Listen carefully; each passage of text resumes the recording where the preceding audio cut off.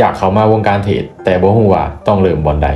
เดี๋ยวคลิปนี้ขอยจะมาแบ่งปัน3อย่างที่เจ้าต้องมีถ้าอยากอยู่รอดในตลาดนี้คนที่จะเข้ามาลงทุนต้องเป็นแบบใดอันดับทำอิฐเจ้าต้องมีวินัยและความอดทนการเทรดนี่บ่แม่นทางลัดสู่ความรวยภายในคืนเดียวเจ้าต้องเตรียมใจรับมือกับความผันผวนและเป็นคนที่พร้อมจะเรียนรู้ความผิดพลาดของตัวเองอยู่เสมอถ้าเจ้าเข้ามาด้วยความโลภบอกเลยว่าอยู่ยากต้องศึกษาความรู้อย่างแน่ความรู้ที่ต้องมีคือการเบิ่งกราฟแนวรับแนวต้านและอินดิเคเตอร์ต่างๆปัจจัยพื้นฐานหรือข่าวเศรษฐกิจต่างๆที่ส่งผลต่อราคาการบริหารเงินอันนี้สำคัญที่สุดเจ้าจะลงเงินเท่าใดในแต่ละไม้เพื่อบ่ให้พอร์ตแตกเทรดได้และเทรดเสียหลายคนถามว่าเทรดได้กับเทรดเสียมันต่างกันแนวใดเวลาเทรดได้มันคือรางวัลของความอดทนและการเฮ็ดตามแผนอย่าเฝ้าดีใจจนลืมโตเพราะความมั่นใจเกินไปอาจเฮ็ดให้เจ้าพลาดในไม้ต่อไปเวลาเทรดเสียมันบ่แม่นจุดจบแต่มันคือขาเฮียนเทรดเดอร์ที่เก่งเขาจะบ่เสียใจดนแต่เขาจะกลับมาย้อนเบิ่งว่าเสียเพราะหยัง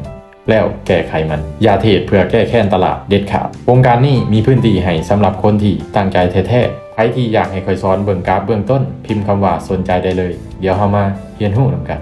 จัดไป